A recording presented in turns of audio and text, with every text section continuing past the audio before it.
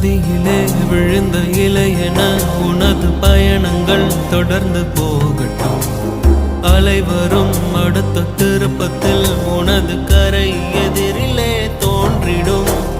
வேறெங்கோ செடி எங்கோ நீ இங்கு தனியாய் போகிறாய். வழி தவறி வீட்டில் வந்த பறவையை போலவே பார்க்கிறாய். நீ கடவுள் எழுதி வைத்த மண்ணில் வந்த ஒரு கவிதையடா.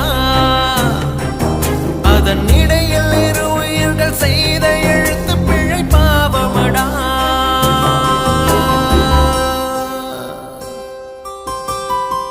ஆராரோ பாட இங்கு தாயும் இல்லை.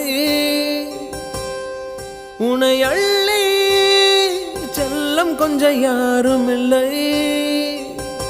நீ மண்ணில் வந்துதிக்க